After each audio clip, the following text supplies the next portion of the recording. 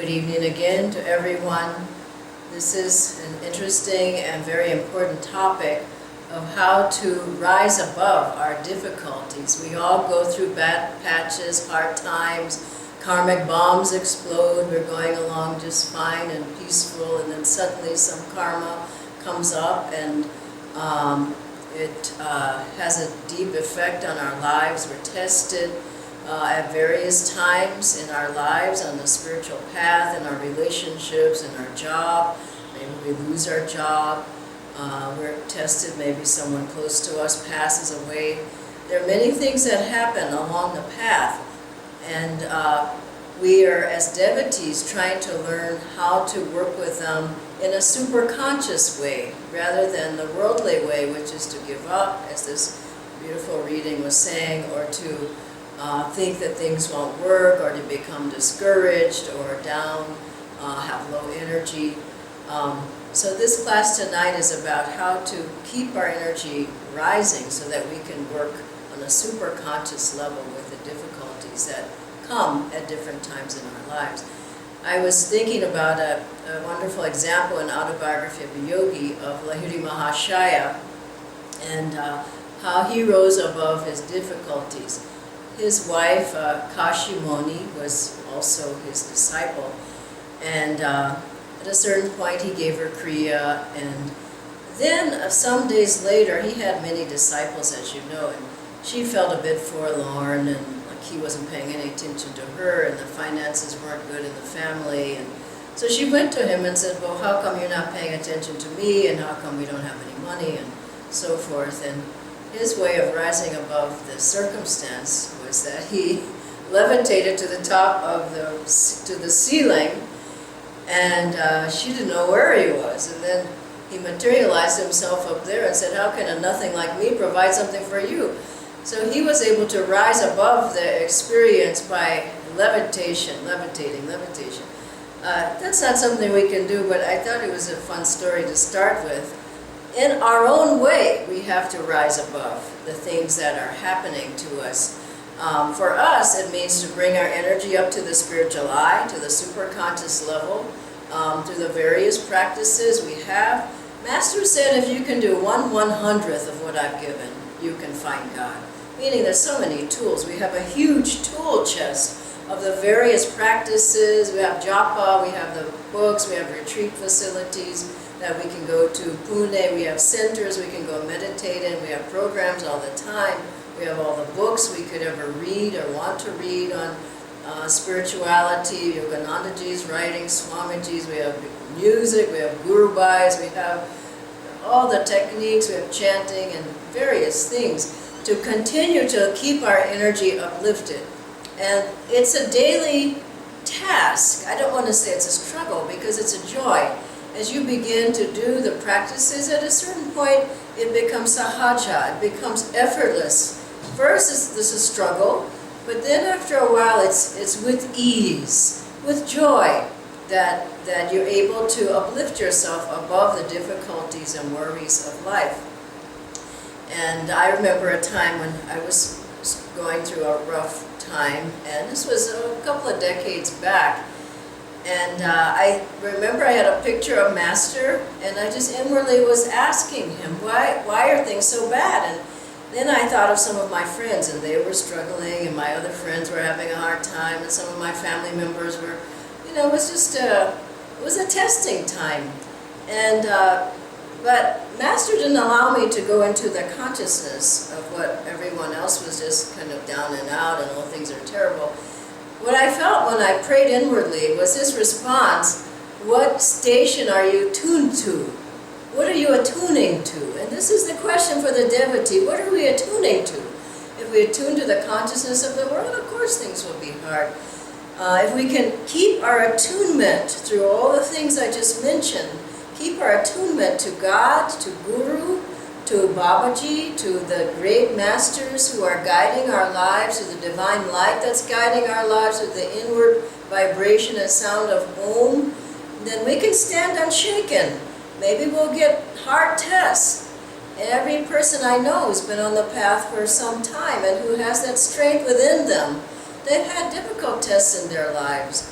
but they're standing strong and they've learned from them and they've grown. So we can't come on the path and think, well, now everything is just going to be rosy and I won't have to do anything and Guru will do everything for me. Well, he won't.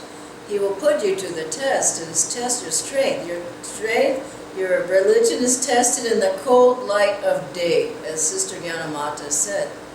And so we can expect, as devotees, we want to burn up our karma, we want to find God, we want to get rid of, these personality defects and flaws and things that are blocking us from God, so the tests have to come.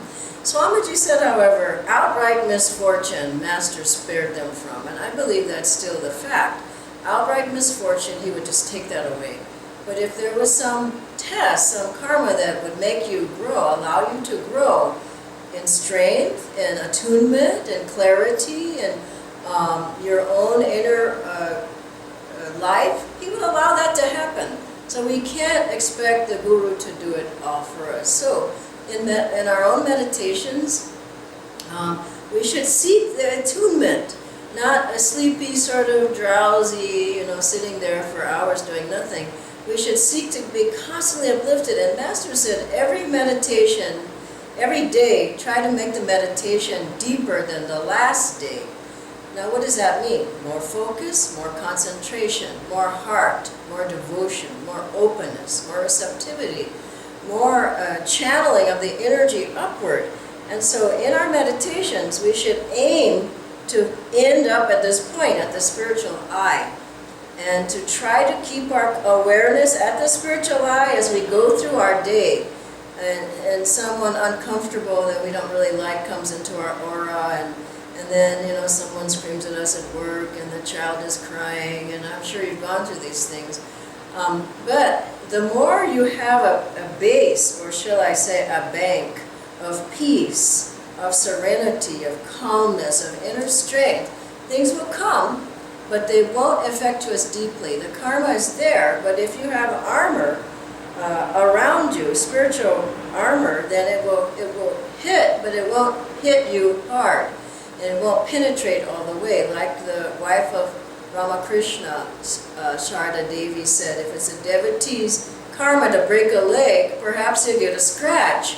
So if we continue to strengthen our aura, our sadhana, our seva, everything that we do, we'll find that maybe the karma will come, but it won't hit as hard. And I've seen in my own life, tests would come, but they didn't last as long as they usually would. Perhaps maybe you can think of, if you typically are a moody type or get angry about something, it'll maybe happen, but it won't last. Maybe at other times it would last a couple of days. You're still in a mood, and but maybe this will just come and go really quickly. Maybe a few minutes, maybe an hour, I don't know. Maybe the anger will come and go. It won't stick to you because you have all these things that are happening, that you're doing, that are helping to get more energy flow, get the energy flowing properly, get it in the brain, get it in the spine. You can't be down and out if your energy is up at the spiritual eye. You just can't. So the devotee is always aiming for that upward gaze. And through the day, keep that gaze there. When you have a few minutes, sit down. Meditate a few minutes. I remember when I was at the Sangha office in America, I would meditate every day at noon. And I meditate for half an hour, and most people didn't meditate. I just find a place outside or wherever. And I had a very busy job, and I'm sure people do who were watching. And but at 12 o'clock, the phone calls would come or whatever, and I would just tell people I have an appointment now. And I would go off to my appointment, and I loved that appointment because I would just be rejuvenated for the rest of the day.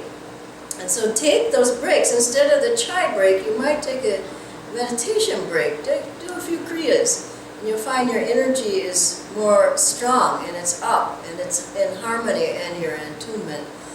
Okay, next, keep your energy high and your thoughts positive. Be in the right company. I think many of the difficulties people have is because they're in the wrong company too much. If you have to be in your work environment. I mean, there must be people that you really feel a connection with there, at least one good friend or whomever. At Ananda, we have, so many guru bhais, and, we have, I just started a WhatsApp group, and, everyone's just talking to everybody. It's so nice that, what kind of conversations do people generally have on the outside? Well, the wedding, my child's ill, oh, the education has got to take a test, oh, I feel bad, oh, my mother-in-law's ill, it goes on and on. If you get in, and that just continues throughout the whole life. You start talking to Guru Bhais, oh, let's chant, oh, I feel so much love for God in my heart, oh, my energy's uplifted, oh, did you read that book of Swamiji, did you listen to that talk? So much inspiration. Aim to be with inspired people as much as you can, and if you can't, be with God. Master told some of the disciples to be inwardly with God, with God in that way. And one disciple said, well, what if I can't be in that way? He said, well, am I not always with you? Meaning the Guru is always there. Mentally chant Om Guru at any time. You'll feel Master's presence. To those who think me near, I will be near. And Lady Mahashaya said about Babaji that anyone who calls with devotion on Babaji, he'll receive an instantaneous blessing. Lady Mahashaya said he'd be with all those who practice Kriya.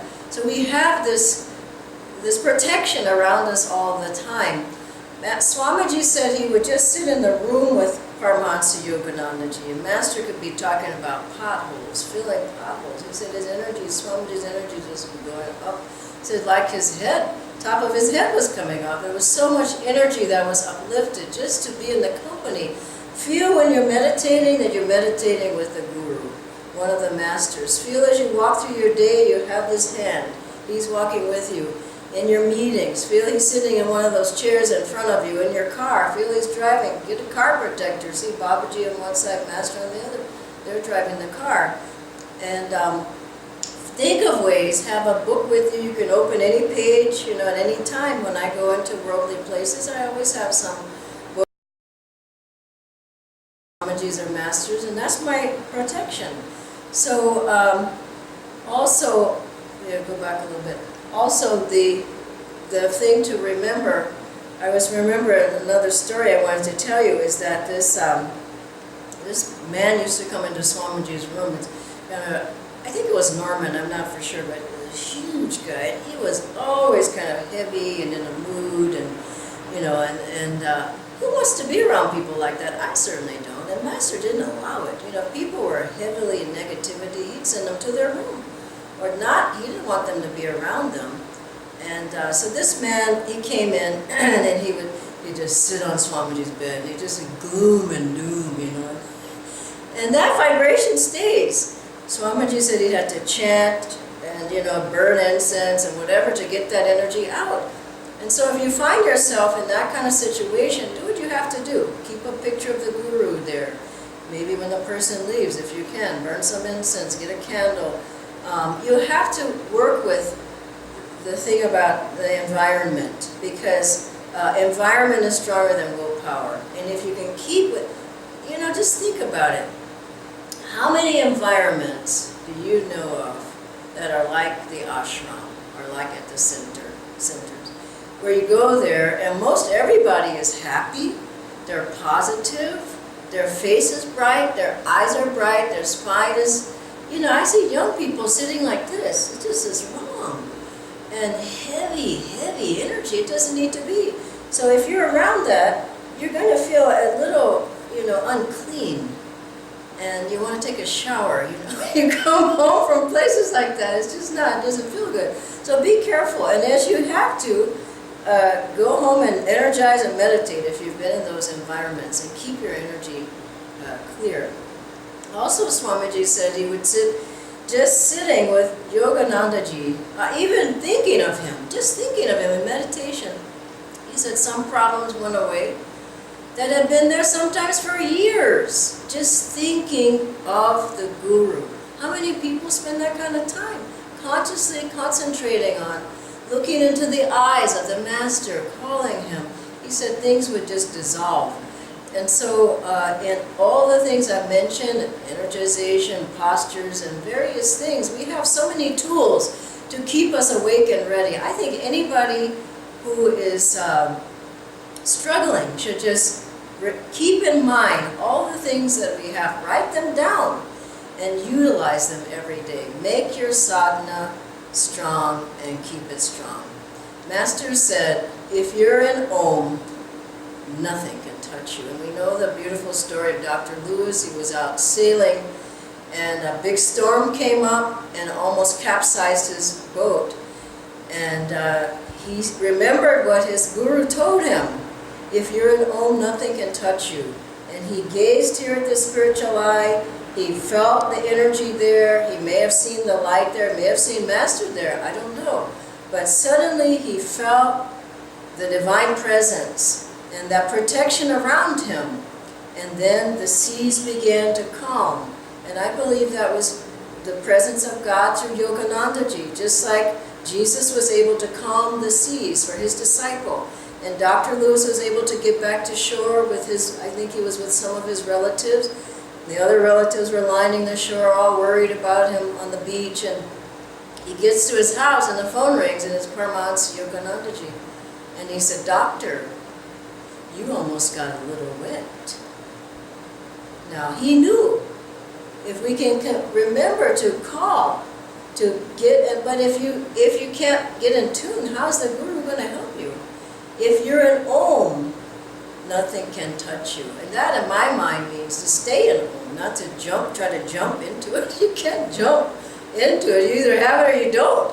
So if your sadhana is strong, if you're used to looking at the spiritual eye, you're used to being in the Om vibration, you're used to being centered in the spine, you're used to having the Master's presence, then that can be enhanced. Dr. Lewis always also said that he was driving to a center leader's satsang or something, and it was very cold and icy, and the car that he and a sister were in, the car started to swivel off and was going to go over the bridge and to icy waters. And he said he felt a huge hand stop the car, and the car just stopped.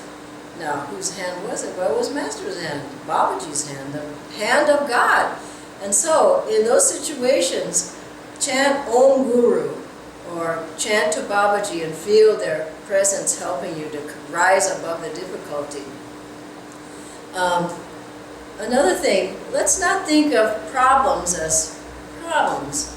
Master said there's no such thing as obstacles, there's only opportunities. So everything that comes, think, well, this is an opportunity for growth. Now, believe me, I can't do that every time. I'm trying to do that, I'm heading in that direction. But it's a reminder, when things come, well, okay, this is an opportunity. Someone told Swami Kriyananda at one point, they were talking about all the problems that, they had, and then they started talking about all the problems he had, and he said, actually, I don't think I have any problems. He said, oh my God, you don't have any problems? Look at all the things that happened over the past 6 months or a year. You just had all these problems, and your temple burned down and everything. He said, I didn't think of it as a problem. It happened, but I didn't think of it as a problem. And so if we think in that way, it happened. But it isn't like you're still there. It's like you're still there, you're still alive, you're still happy, or you're still on the path. You have to think of something that is beneficial. There's always growth there if you really look for it. And Swamiji said again, at one point when the disaster happened at Ananda, I think it was, one time the temple, I think, blew down, one time it burned down. There were various things that happened, but he was lying on the ground near the site of where the temple came down. And people thought, oh, he's so discouraged, oh, his head was terrible. And he was just, then someone overheard him just chanting, joy, joy, joy, joy. He was so happy, and he said that he told Divine Mother, I offered this to you. And he felt so much joy. He said, if I'm going to feel this much joy, take everything. I don't want anything. I want only you. So this should be the attitude of the devotee. One time some people were with Swami Kriyananda going skiing up where Ananda village is up going beyond Lake Tahoe area in the mountains and Sierra Nevada foothills. And their car had, Swamiji discovered the tires were bald, and you had to put on chains to get up and, drive through the snow. The tires were bald, and so on their way up, the car just went out of control and hit a huge bus. Like here they call it a Volvo bus. So this is a bus that big. So the car was completely demolished. The bus had not a dent or a scratch, is what the way Swamiji said. So what did they do? They got out of the car, they got on the bus, and they went skiing. And as they got on the bus, one lady said, "Oh my God, is that your car? It's terrible. Aren't you upset?" And he said, "Well, I don't feel upset. It happened, but I'd be happy in 2 weeks. Why would I be happy now?" So what a beautiful attitude. And another time, some disaster. Many things have happened in Swamiji's life, in Nanda's life, and I think this was the time that the temple burned. And Swamiji went to a local store, and he was singing. And someone said, "Dude, how can you be singing? Didn't your temple just burn down?" He said, "Yeah, well, I lost the temple, not my voice." And so you always can find something. There's a gift of gratitude in everything. And because if you do that, energy's still rising. If you go the opposite, you lost the battle. And you can still get up, but it's going to take you a long time to get the energy back up. So always try it. If you're with positive people, you call and say, "Oh, this happened," they'll try to be positive with you. If you go to somebody who's negative, you'll never get up. They're always trying to, misery loves company. Somebody's down, they want everybody to be down, okay? And so another thing to keep in mind, keep your mind on God. No matter what happens, always try to think that it's God who's with me. There's a beautiful story of the man who had the diabetes, was dying of diabetes, and Master told the story, and he had 3 months to live. He said, "Well, if I have 3 months, I give it all to God. I'm going to meditate and pray to God every day." So he would sit up in his bed, and he would try his best to pray. And his prayer was, "Lord, come into this broken temple." And then those 3 months went by, and he had that fervor for God. He said, "If this is all the time I have, I'm just going to pray to God. Come into this broken temple." So of course 3 months passed by, and many more months. I think 3 years passed by, and then one day he looked down and his body was completely healed. He had, a vision of God, and he said, "Lord, I didn't ask you to heal me. I just asked you to come into this broken temple." And he heard the words of God saying, "Where my light is, no darkness can be." And so if you just keep trying, keep getting up. A saint is a sinner who never gave up. Keep your energy flowing, and miracles begin to happen. I have had another wonderful, very inspiring friend. Her name was Happy, and look at that name, what a beautiful name. And she just was very courageous. She had an ailment, where doctors told her she would die soonish. She called Swamiji up, and she had disease, and she called Swamiji, and I just love what he said to her. I think everybody should remember this. He said, "Don't go into the consciousness of the disease." Now, you can apply that to anything. Don't go into the consciousness of, one person has viral, "Oh, I got viral," and then one person is missing work, "I gotta miss work." One person is upset, "I'm upset too." People just go into whatever is happening. He said, "Don't go into the consciousness of the disease." And what she did was she began to do more sadhana, more seva, more satsang. She was in good company. She did 108 kriyas twice a day. She started right away. And she sat and she did her meditation. And I think she had, I'm not sure exactly, I don't remember now, a year or some short amount of time. She got a harmonium. If she didn't have it already, she began to chant more, and besides chant more, she wrote chants. She did affirmations like what we did. She wrote affirmations, and she did affirmations every day. She got into her car. She started driving around America, teaching people how to meditate, teaching them affirmations, teaching them chanting along with them. She kept going. The years passed,